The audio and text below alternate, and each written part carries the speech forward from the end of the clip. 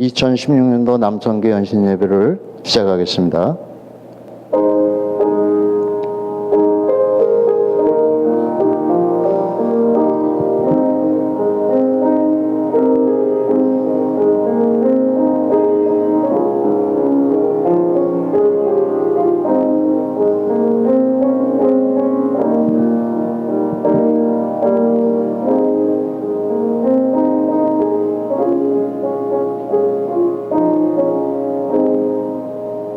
시편 기도 시편 108편 1절의 6절을 다 같이 봉독하겠습니다. 하나님이여 내 아버지의 영성 내가 노래하며 나의 마음을 다하며 찬양하리로다. 비파야 수고마가 깰지어다 내가 새벽을 깨우리로다. 여호와여 내가 만민 중에서 주께 감사하고 문 나라 중에서 주를 찬송하오리니 주의 앉으심이 하늘보다 높으시며 주의 진실은 궁창에까지 이르나이다. 하나님이여 주는 하늘 위에 높이 들리시며 주의 영광이 온 땅에서 높임을 받으시기를 원하나이다. 주께서 사랑하시는 자들을 건지시기 위하여 우리를 응답하사 오른손으로 구원하소서. 아멘. 이 시간은 김광식 권사님께서 기도해 주시겠습니다. 사랑과 은혜가 풍성하신 하나님 아버지, 은혜를 생각할 때 감사와 찬송과 영광과 존귀를 주님께 돌립니다. 지난 3일 동안도 우리를 지켜주시고 은혜 가운데 살다가 바쁜 삶의 정황 가운데서도 이 시간을 잊지 않고 남성교회 헌신 예배로 주님께 예배드리게 하심을 진심으로 감사드립니다. 수고하고 무거운 짐진 자들아 다 내게로 오라.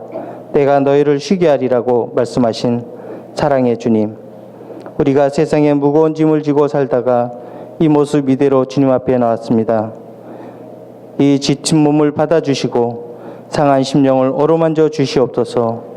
주님의 사랑을 받은 저희들은 마땅히 주님을 사랑하고 경배해야 함에도 불구하고 순간의 유익과 즐거움을 인하여 하나님의 뜻을 배반하고 세상을 더 사랑할 때가 있었음을 고백합니다.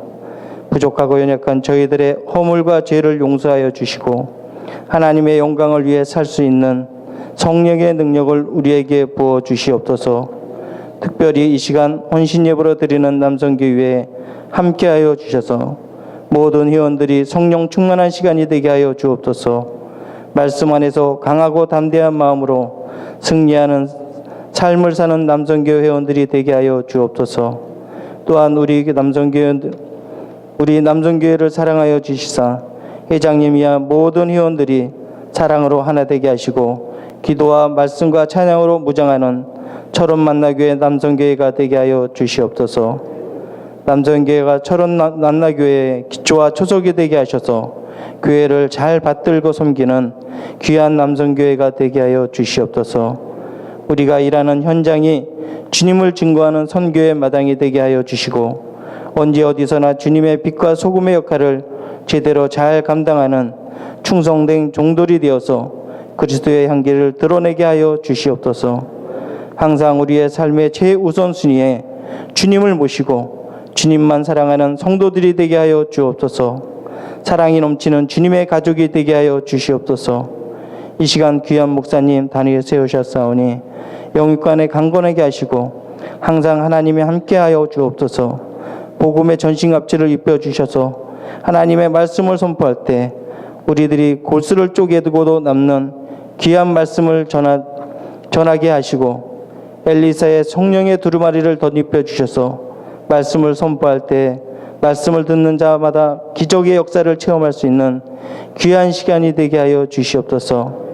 예배를 인도하시는 회장님에게도 함께 해주셔서 마치는 시간까지 지켜주시기를 간구하오며 이 모든 말씀 주 예수 그리스도의 이름으로 기도드렸습니다. 아멘.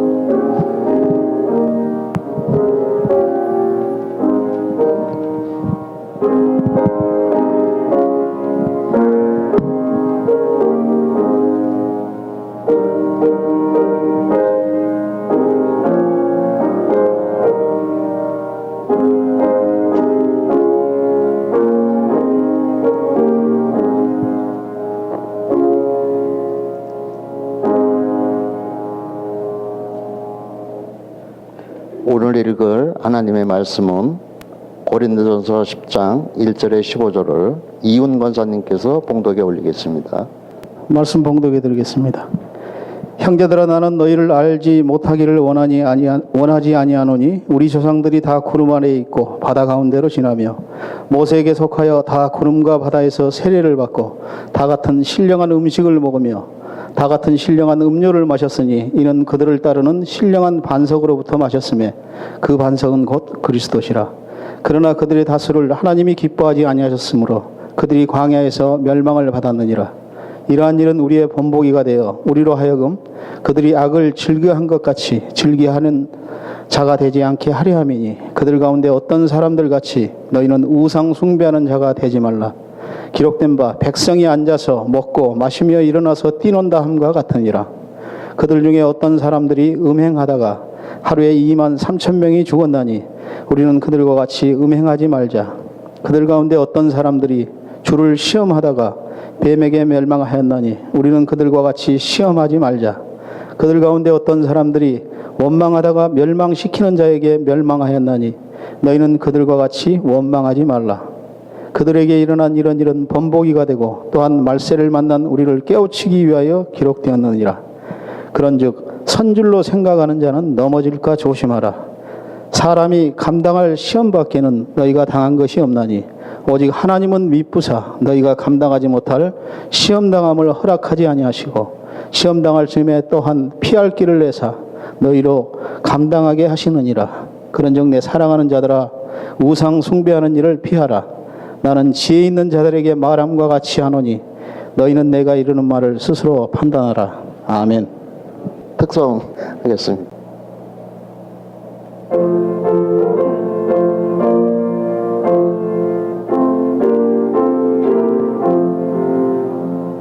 어둠 밤시 내리니 내 집은 지켜서 산이 슬며칠 때에 일찍 일어나 해 돋는 아침부터 힘써서 일하라. 일할 수 없는 밤이 속히 오리라. 어둠 밤시 내리니 내 집은 지켜서 일할 때 일하면서 울지 말아라. 낮에는 수고하나 쉴 때도 오겠네. 일할 수 없는 밤이 속히 오리라.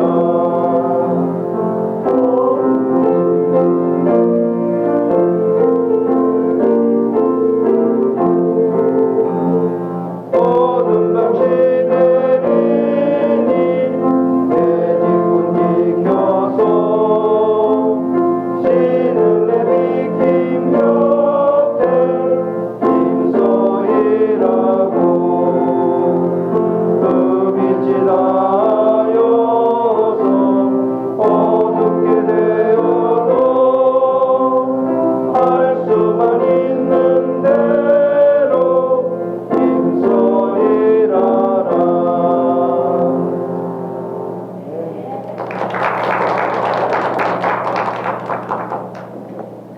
목사님 나오셔서 위기를 뛰어넘는 아버지에 대해서 말씀 전하시겠습니다.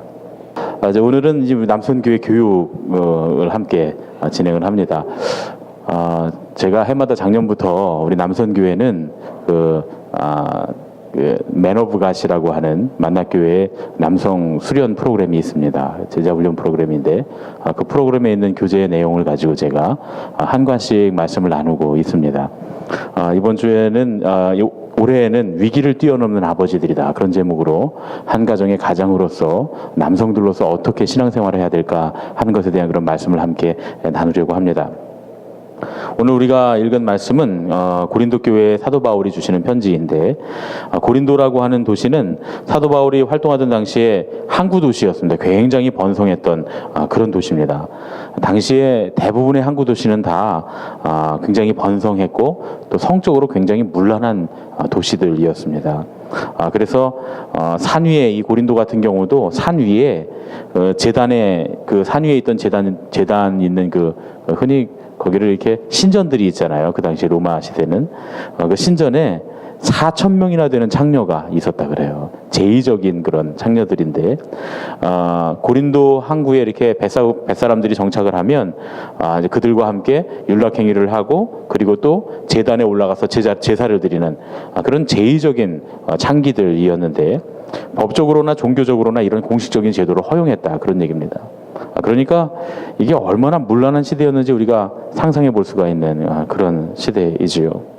하나님의 교회가 거룩함을 유지해야 되는데 이런 성적인 문란함이 교회 안에까지 들어오게 됐습니다. 그래서 그 내용을 들은 사도 바울이 이제 고린도 교회를 향해서 경고하는 그런 내용의 말씀이 이제 오늘 말씀 안에 들어있습니다. 사실은 5장부터 보면 계속 이런 말씀들이 반복이 됩니다.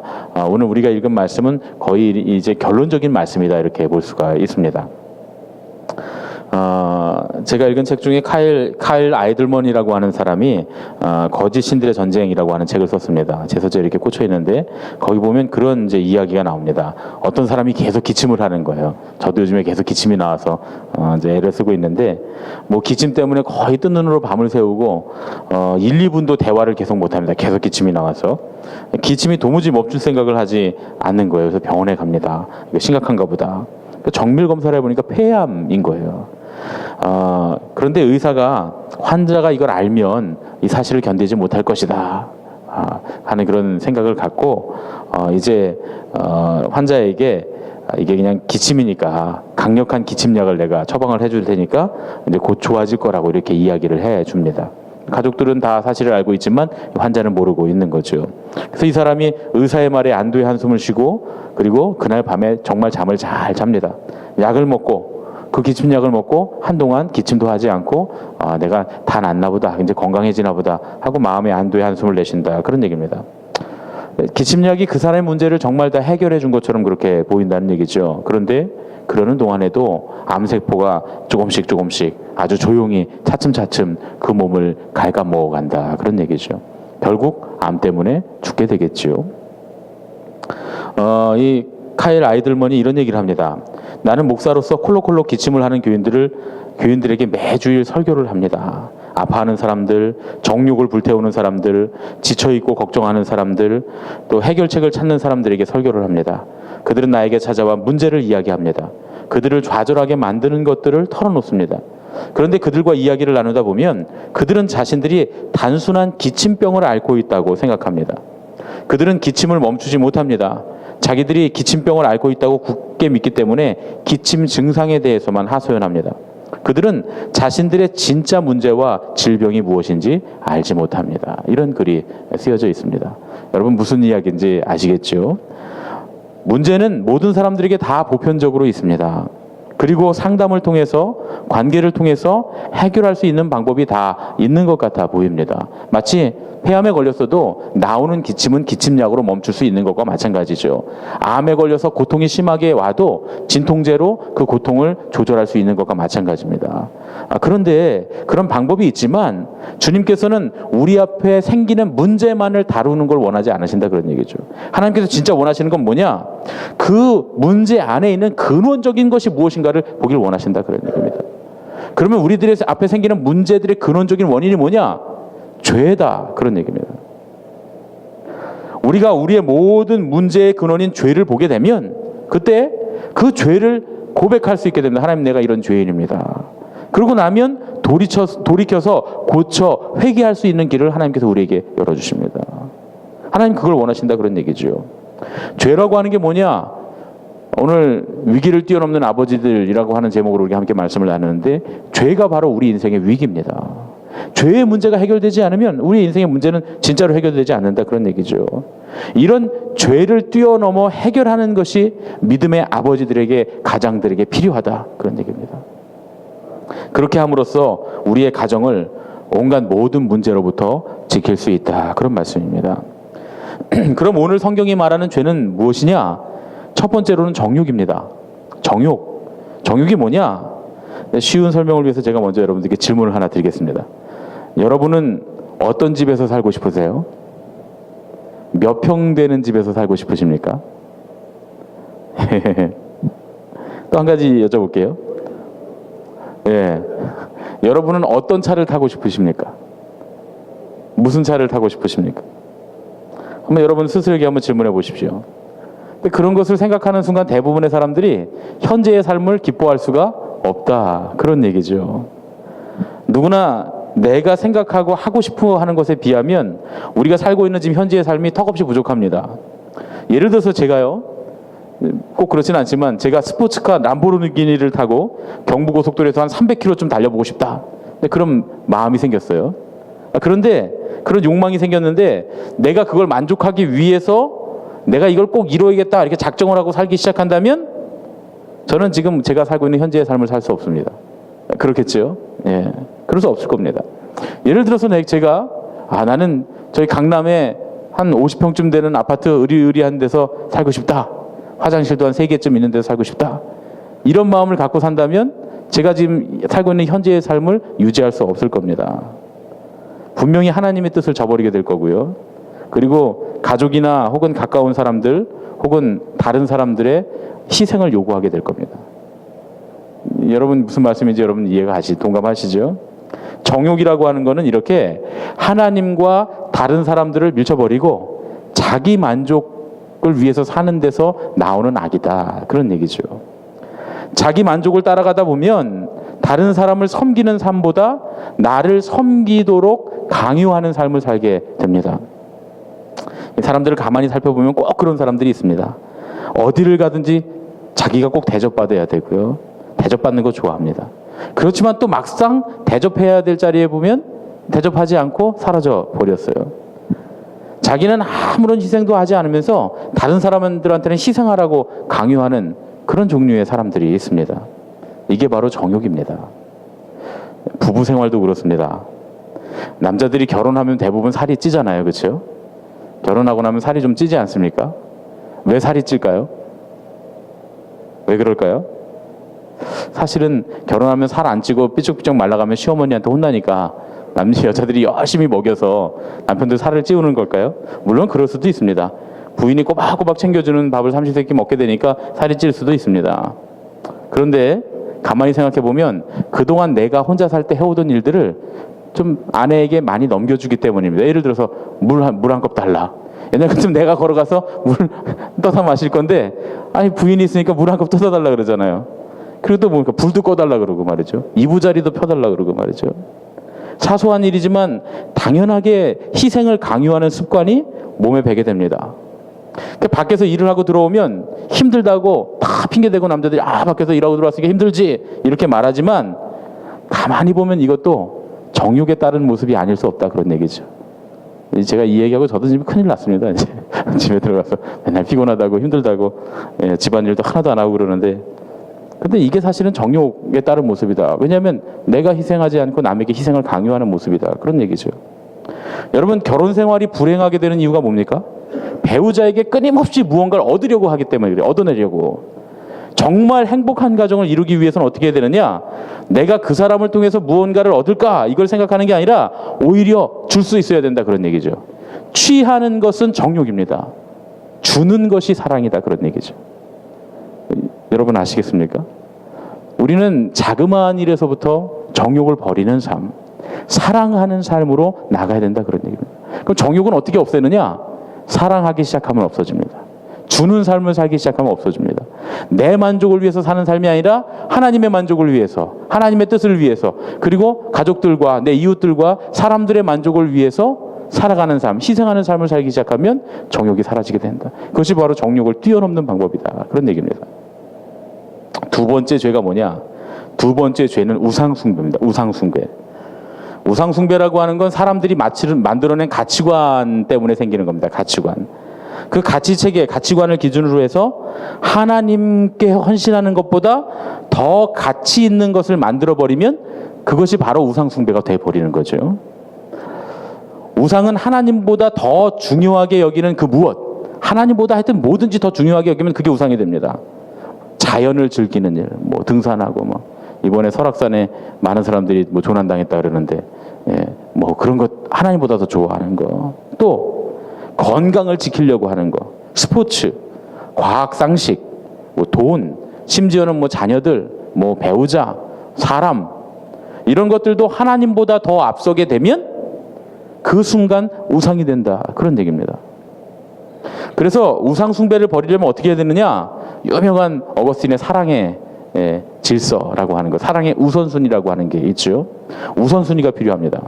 영적인 질서, 사랑의 질서가 온전히 세워져 있으면 우상 숭배에 빠지기가 어렵습니다.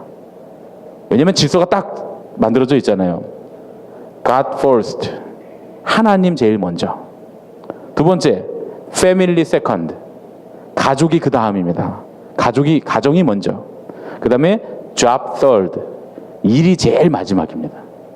하나님 먼저, 제일 먼저, 그 다음 가족, 그 다음은 일. 우리가 이 순서 기준을 잘 지켜야 됩니다.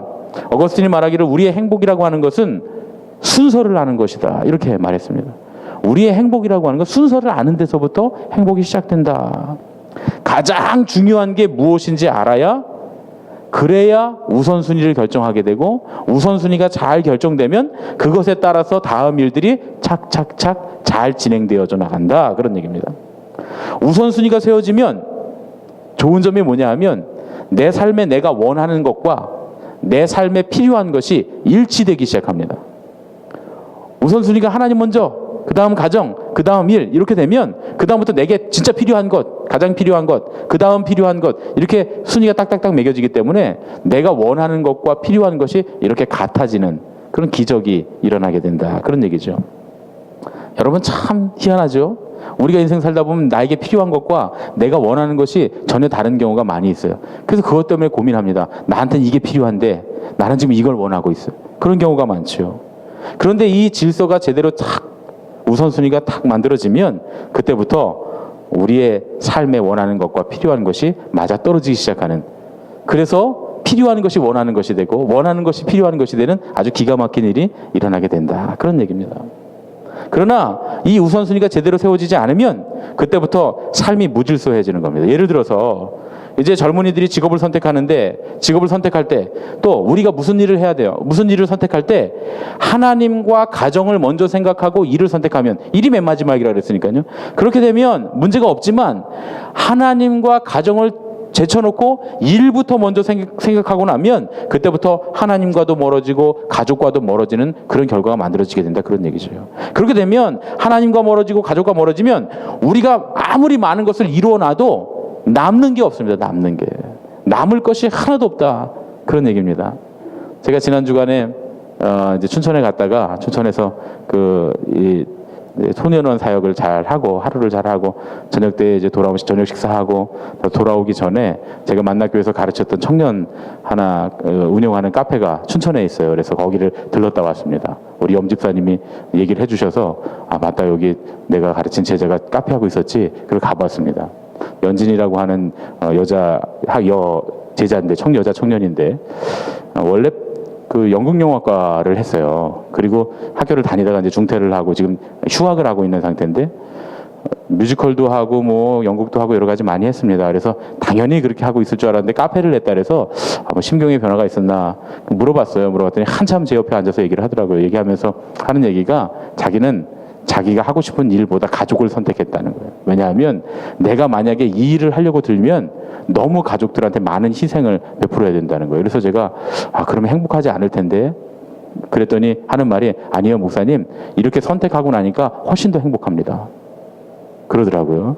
그리고 물론 그 연극을 안 하기로 포기하고 가족들 때문에 엄마는 무조건 끝까지, 엄마가 이제 초등학교 교사로 은퇴하셨는데 엄마는 무조건 네가 하고 싶은 대로 다 지원해 주겠다라고 말했는데, 그럼에도 불구하고 자기가 생각해 보니까 이렇게 해서 성공하기도 너무 어려울 뿐더러 성공하는 과정까지에 너무 많은 가족들의 희생이 필요하더라는 거예요. 그래서 그렇게 하지 않고 이 아버지 없이 어머니가 혼자 키운 그런 딸인데, 그래서 그렇게 하지 않고 그리고 나서 한 1년, 2년 방황을 했다는 거. 뭘 할까? 그러다가 이제 알게 된 게 이게 베이킹하는 걸 배우게 됐는데 이렇게 바리스타도 배우고 베이킹도 배우고 너무 재밌더라는 거예요. 하고 보니까 이게 너무 재밌다는 거예요. 그래서 그 일을 지금 하는데 시작했는데 그게 너무 재밌다. 그리고 자기는 행복하다 이렇게 이야기를 하더라고요. 만약에 가족 때문에 포기했으니까 난 불행합니다 이렇게 생각했으면 참 어려웠을 텐데 그렇게 말하는 거 보니까 참 대견하고 자랑스럽고 젊은 청년인데 아주 훌륭한 선택을 했다 그런 생각을 제가 했습니다. 우리가 가치 기준을 세우고 어떤 가치 기준을 만들어서 그것이 하나님보다 우선되면 그것이 우상이 됩니다. 근데 중요한 사실은 가치 기준의 우선순위가 잘 맞아떨어지면 행복하지만 가치 기준의 우선순위가 원래 더 가치 있는 것을 아래에 내려놓는다거나 하면 그때부터 우리 인생은 뒤죽박죽이 되고 굉장히 힘들고 불행한 삶을 살게 된다. 그런 이야기죠. 우리는 행복하려고 우리의 가치를 따라가지만 결론적으로 그 가치의 우선순위가 맞지 않으면 불행해지는 결과를 갖고 오게 된다. 제일 먼저 뭐라고요? God first. 하나님이 제일 먼저. 그 다음 뭐가 먼저라고요? 가정이 먼저. 그 다음은요? 그 다음이 일입니다. 순서를 바꾸지 마십시오. 하나님 먼저, 가정 먼저, 그 다음 일이에요. 가끔은 이제 그런 분들이 있어요. 하나님과 일을 동일선상에 놓는 사람들이 있습니다. 냉정하게 판단해야 됩니다. 정말 하나님인가? 이게 일인가? 어떤 사람들은 또 가족을 하나님과 동일선상에 놓는 사람들이 있습니다. 정말 가족인가 아니면 하나님인가? 잘 생각해 봐야 된다 그런 얘기죠. 어떤 사람들은 또 가족과 일을 동일선상에 놓는 사람들도 있습니다. 이건 다 가족을 위한 거야 말이죠. 이렇게 또 일을 하면서 일을 하고 싶어 하면서 이건 다 하나님을 위한 거야 이렇게 말하는 사람도 있습니다. 이제 그런 것들이 우리가 맹점에 빠지기는 어려움이지만 어쨌든 그것을 냉철하게 정말 하나님인가 정말 가족인가 정말 일인가 이 순서를 잘 매길 수 있으면 그러면 정말 행복할 수 있다. 우리 그런 가장들이 다 되시기를 축원합니다. 세 번째로는 간음입니다. 우리가 피해야 될 뛰어넘어야 될 죄가 뭐냐면 간음. 우상 숭배가 하나님을 향한 배신 행위라고 한다면 간음은 하나님께서 주신 가정을 배신하는 행위입니다. 그런데 중요한 사실은 하나님께서 이 간음을 영적인 죄라고 말씀하셨다는 거예요. 간음은 육체적인 죄가 아니라 영적인 죄입니다. 그러니까 하나님께서 우선순위로 주신 가정을 깨는 간음은 사실은 하나님께 대한 그런 배신 행위도 된다 그런 얘기죠. 간음은 모든 종류의 성적인 죄를 다 통틀어서 말하는 겁니다. 예를 들면 우리가 뭐 이상한 불량한 뭐 비디오를 본다거나 불량한 책을 본다거나 음담 패설을 나눈다거나 그런 것도 일종의 간음이 될 수 있다 그런 얘기죠. 간음이 될 수 있다가 아니라 간음이 되는 겁니다. 죄라고 하는 건 사람이 그걸 뭐라고 부르느냐에 따라서 상관없이 여전히 다 죄입니다. 그건 죄가 맞는 거예요. 그래서 우리 주변에는 도처에 이런 죄악의 가능성들이 다 있습니다. 그렇다면 이 간음의 유혹에 빠지지 않기 위해서 정말 이 세상은 간음하는 세상이 됐거든요. 심지어 우리나라 간통죄도 없어졌는데 그러면 이 간음의 유혹에 빠지지 않기 위해서 우리가 어떻게 해야 될까? 사실 남자들 우리 가장들에 대한 얘기를 하고 있잖아요. 남자들은 이 성적인 유혹을 나 이길 수 있다라고 말하는 사람들 있지만 실제로 그런 사람은 하나도 없습니다. 그래서 늘 조심하고 깨어 있어야 되는 부분이 바로 이 부분입니다. 목회자들도 이 부분에서 마찬가지입니다. 그래서 노력하는 것 중에 하나가 유혹받을 만한 환경을 만들지 않는 겁니다. 저는 목회를 할 때 그럴 것 같아요. 최소한 제 사무실에 제가 땀을 많이 흘리니까 옷을 자주 갈아입고 그러니까 샤워실은 만들 것 같아요. 절대로 침실은 안 만들 겁니다. 왜냐하면 침실이라고 하면 침실이 있으면 눕고 싶고 그 침실에 집에서 자야지 왜 교육까지 와서 침실에 눕냐며. 물론 필요한 목사님들도 계시다 그래요. 그래서 그런 분들은 하시겠지만 최소한 저 같은 경우는 침실이 유혹이 될 수 있겠다 그런 생각을 합니다. 늘 하는 말씀들이 우리 목회 선배님들이 하시는 말씀이 꼭 사고는 침실 있는 목양실에서 난다는 거예요. 침실 없는 목회자들은 사고가 좀 덜 난다는 거예요. 그 얘기가 뭡니까? 환경을 없애버려라 그런 얘기죠. 유혹받을 만한 환경을 없애버려야 됩니다. 그래야 나 자신을 지킬 수 있는 거예요. 우리 남자들이 다 그래야 됩니다. 다방에 맨날 다니면서 다방 아가씨들 맨날 이렇게 손꼽이나 봐주고 이러면 어떻게 유혹을 이길 수 있겠습니까? 가지 말아야죠. 네. 그 술집에 가서 다 2차로 뭐 이렇게 아가씨들 들어와고 마시는 그런 데서 어떻게 유혹을 이길 수 있습니까? 하지 말아야죠. 안 하는 겁니다. 예. 그리고 뭐 등산에 가는데 부인들 다 데리고 대동하는 것도 아니고 그냥 남자 따로 여자 따로 그냥 아무나 만나갖고 묻지 마. 이런 거 다니면서 어떻게 유혹을 이길 수 있겠습니까? 다 이유는 등산 가서 건강해진다는데 등산 가서 건강해지는 게 아니라 등산 가서 가정의 건강이 깨지는 경우가 많잖아요. 그러니까 그런 일들을 아주 사전에 제거하는 겁니다. 요즘은 그게 많아요. SNS 통해서 무슨 뭐 밴드 이런 거 통해서 옛날 무슨 뭐 그 고리짝적 초등학교 동창들 만난다는데 여러분 그것도 웬만하면 안 나가는 게 좋습니다. 저는 그런 거 조금 하다가 보니까 이거 못 하겠더라고요. 목사가 할 일은 아니라서 전 다 없애버렸습니다. 심지어 밴드도 다 지워버렸는데 별로 좋지 않습니다. 그렇게 해서 남자들 여자들 만나면 옛날에 내가 첫사랑 했던 여자애가 누구니 뭐 이렇게 얘기하다가 사고 나는 경우가 많잖아요. 그렇죠? 물론 뭐 60 넘은 초등학교 동창들은 안 그런다 그러시더라고요. 그냥 그때는 뭐 남자나 여자랑 똑같기 때문에 별로 사고 날 일이 없다 그러는데 어쨌든 그래도 그런 유혹의 문제들을 좀 제거해야 된다 그런 얘기죠. 피해야 된다. 성경에 보면 이것을 잘 해결한 사람이 있습니다. 누굽니까? 요셉. 요셉의 이야기가 우리에게 아주 좋은 방법을 알려줍니다.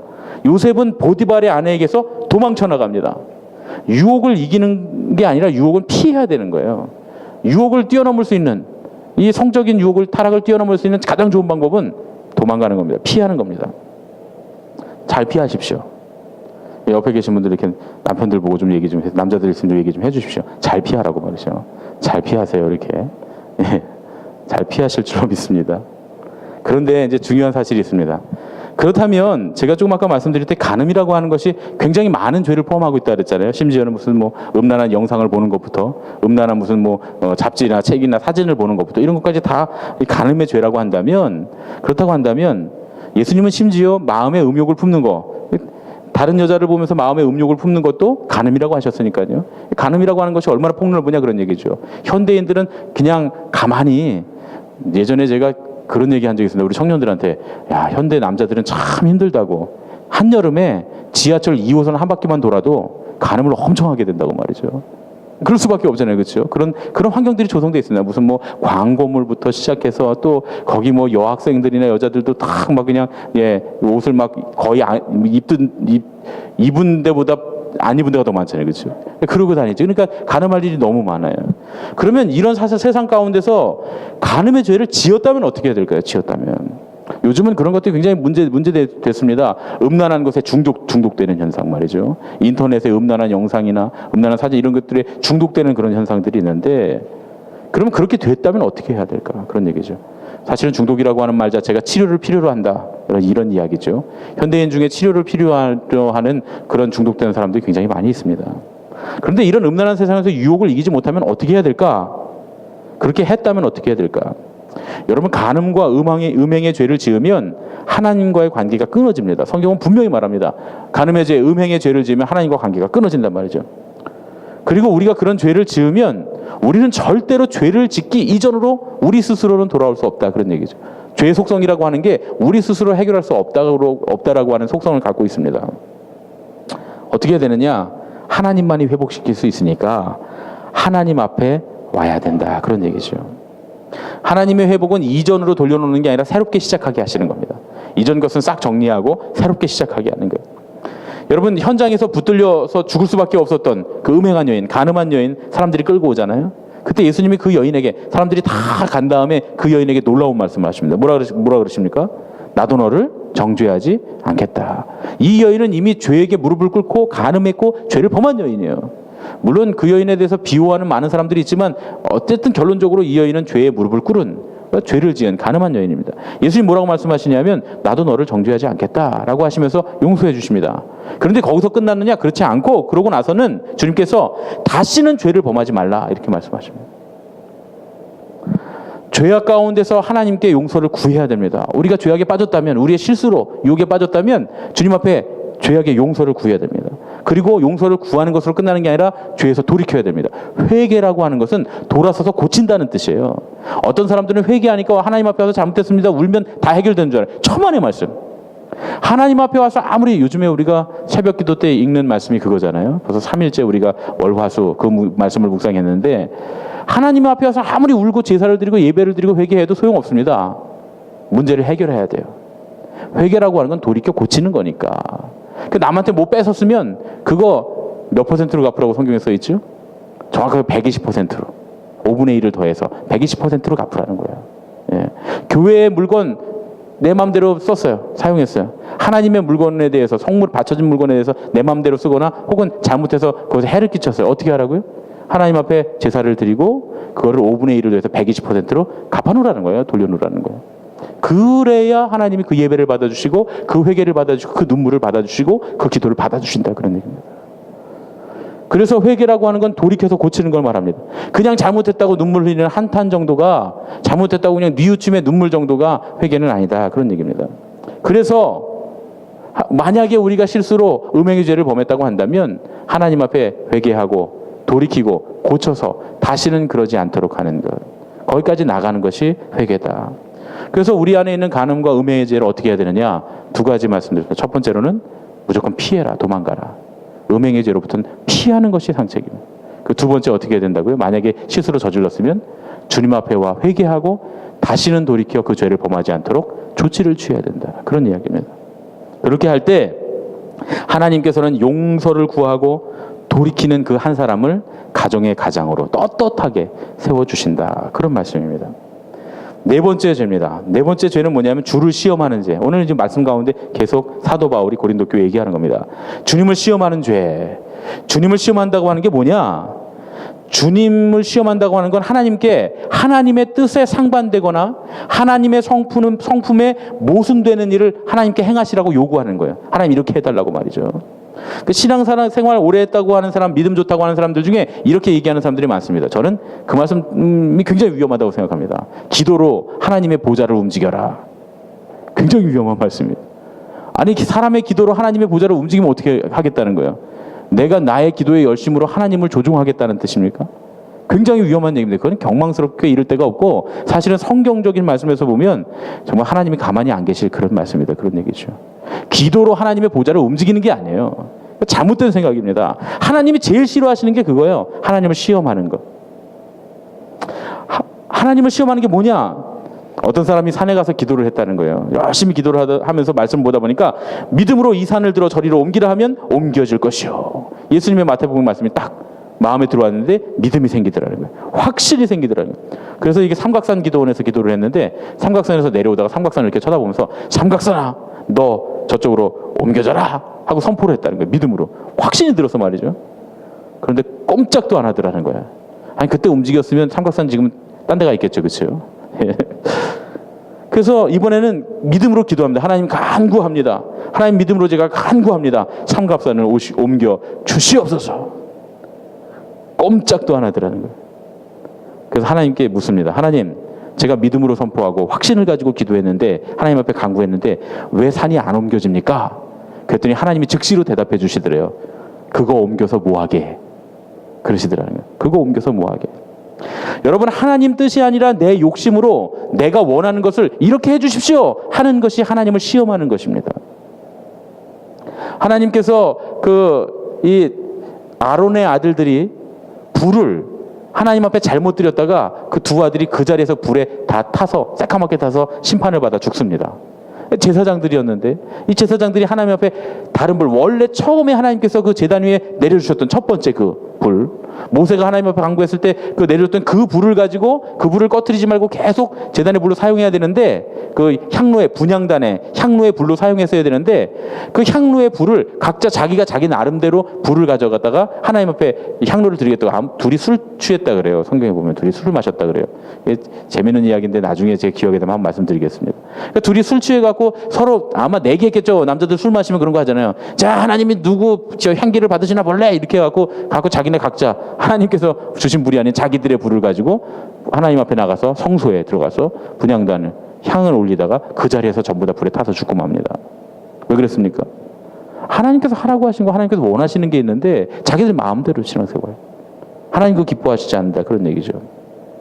어떤 사람들은 11조 같은 거 갖고 하나님 시험하기도 합니다. 그 11조의 말라기가 시험, 하나님께서 복을 부어주시나 안 부어주시나 시험해보라 이 말씀이 있다 그래서 옛날 부흥 목사님들은 11조 하면서 하나님이 주시나 안 주시나 시험해보라 그랬어요.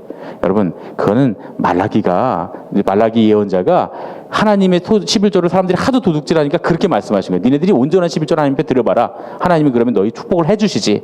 해주시나 안 해주시나 시험해봐라. 이런 얘기지 진짜로 11조를 내면서 하나님이 나한테 돈을 주시나 안 주시나 시험해보라는 얘기가 아닙니다. 거기에 분명히 온전한 11조라고 하는 단서가 붙어 있어요. 온전한 11조는 이미 하나님께 뭔가 받아내기 위해서 드리는 11조가 아니에요. 하나님 걸 하나님께 돌려드리는 의미가 있는 거죠. 그런데 어떤 사람들은 헌금을 하면서 하나님, 내가 이 헌금을 하나님 앞에 드리니까 더 축복해 주십시오 말이죠. 11조, 어떤 사람들은 그렇다 그래요. 1년치 11조를 하나님 앞에 미리 갖다 드리고서 이번에 사업 준비하는데 하나님 잘 되게 해 주십시오. 그런다는 거예요. 여러분, 이게 믿음입니까? 어떤 분들은 보면 야, 믿음이 얼마나 좋은지 1년치 11조를 미리 해놓고, 어떤 사람들은 그래요. 내가 갖고 싶은 돈, 예를 들어 1억이 갖고 싶으면 1,000만 원을 11조로 내고 하나님 내가 1,000만 원 드렸으니까 1억 주시옵소서. 어떻게 보면 야, 믿음이 대단하다. 천만의 말씀입니다. 이건 여러분 하나님께 투자하고 로또를 바라는 그럼 심보라고 말할 수 있죠. 신앙이 아닙니다. 어떤 사람들은 뭐라고 하냐면 40일 금식 기도를 하면 하나님 소원 들어주시겠지. 그러면서 40일 금식 기도하면서 하나님 소원 들어주십시오. 여러분 제가 40일은 못 해봤지만 15일은 해봤다 그랬잖아요. 그렇죠? 금식 기도. 하나님 그 소원 들어주셨다 그랬어요? 안 들어주셨다 그랬어요? 그거 들어주셨으면 우리 주한이 하니까 저기 못 앉아 있습니다. 왜냐하면 제가 그 고등학교 때 좋아하던 여자친구랑 이어지게 해주세요. 그래갖고 제가 15일 동안 금식한 거거든요. 그때 그게 소원이 이루어졌으면 제 아내랑도 결혼 못하고 우리 애들도 없는 거죠. 예. 하나님 15일 금식해도 고등학생이 15일 금식해도 안 들어주시더라고요. 그러니까 제가 생각해 볼 건데 40일 금식해도 결과는 같다. 그런 얘기입니다. 하나님은 그런 분이 아니에요. 하나님은 우리가 신실하게 세워지기를 원하시지 우리가 그런 하나님과 부담스럽게 거래하는 사람 신앙을 갖기를 원하지 않으신다 그런 얘기입니다. 어떤 사람들은 이런 신실함도 흉내내는 사람도 있습니다. 굉장히 신실한 것처럼 기도를 하면서 이 사업이 잘 되면 제가 하나님을 위해서 이런 사업도 하고 저런 사업도 하고 선교 사업도 하고 뭐 건축 헌금도 하고 다 하겠습니다. 그런데요, 그런 사람들의 경우 사업이 안 되면 절대로 하나님의 일을 하지 않습니다. 하나님의 사람은 자기 사업이 되든 안 되든 하나님의 일을 하는 사람이 하나님의 사람인데, 그런 사람들은 자기 사업이 잘 안 되면 하나님을 절대 안 해요. 오히려 잘 안 됐다고 하나님 원망합니다. 내가 이렇게 한다 그랬는데 왜 안 주시냔 말이죠. 그런 사람들은 하나님하고는 전혀 관계가 없는 사람들이에요. 그런 사람들에겐 돈이 하나님입니다. 돈이 하나님. 하나님이 더 귀해요? 돈이 더 귀해요? 그 사람은 돈이 더 귀하니까 하나님을 이용하려고 하는 거 아니에요. 그런 사람들은 하나님을 시험하면서도 자기들이 믿음이 좋다고 착각합니다. 내가 이 정도로 믿음이 있단 말이죠. 그런데 믿음이 좋은 것 같지만 전혀 하나님을 모르는 사람들이다. 그런 얘기입니다. 하나님의 역사는 하나님의 뜻대로 이루어지는 겁니다. 진짜 믿음은 내 욕심으로 산을 옮기는 게 아니라 나를 향하신 하나님의 계획을 알고 그 하나님의 뜻을 내 삶에 받아들이는 것, 그리고 하나님의 뜻대로 살기로 결단하고 그대로 살아가는 것, 그것이 진짜 믿음입니다. 어떤 게 믿음이고 어떤 것이 하나님께서 세워주시는 것인지 우리가 분명히 알아야 된다. 믿음의 가장들은 이것에 대해서 확실히 알아야 됩니다. 여러분, 하나님의 말씀대로 신실하게 믿음의 가장으로서 살아가면 하나님께서 그를 통해서 그 가정과 그 인생과 그 자녀들을 세워주시는 역사가 있게 될 줄로 믿습니다.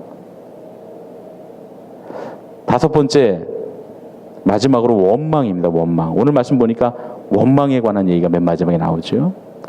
원망이라고 하는 건 부정적인 말을 통틀어 하는 말입니다.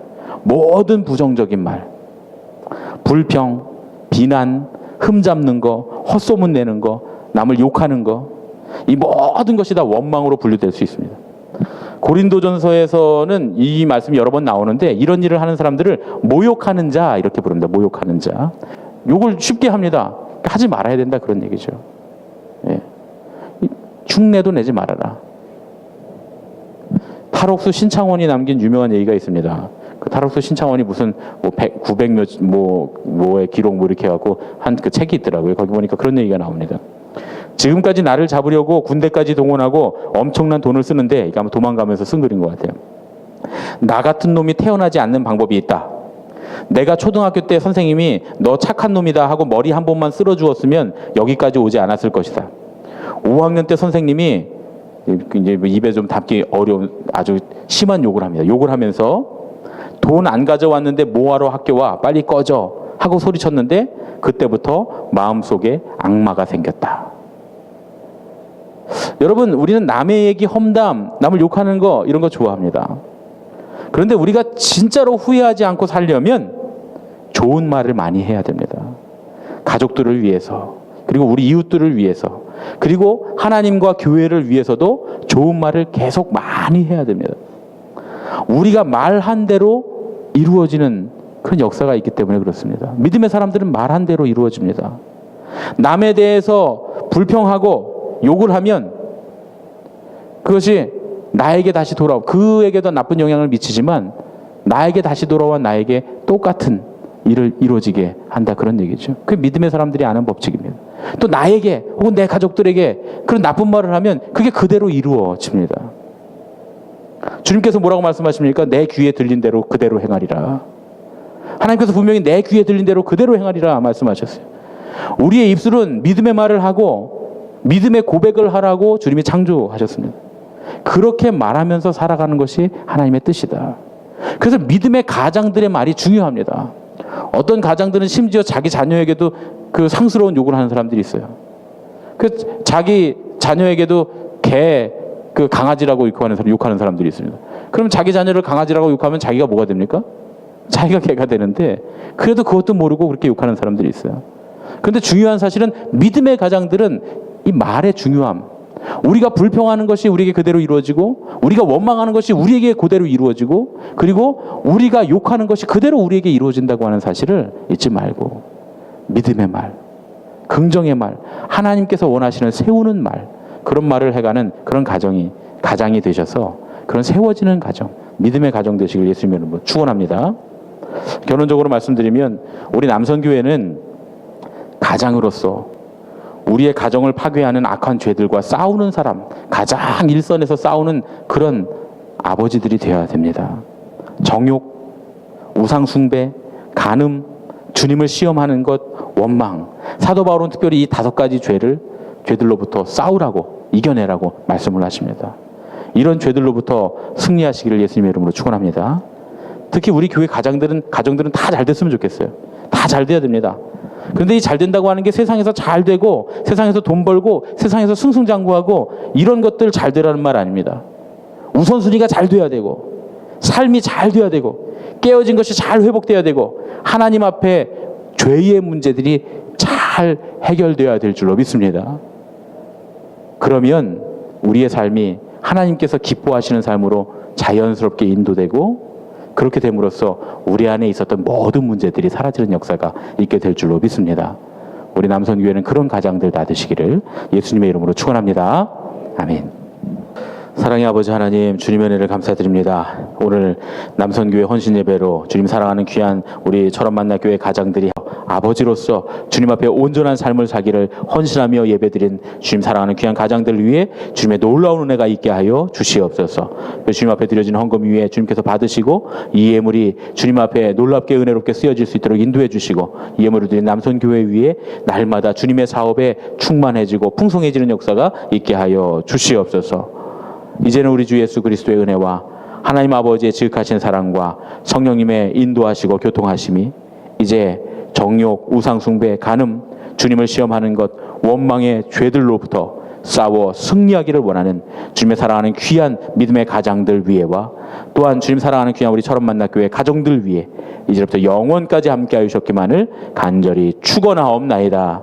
아멘.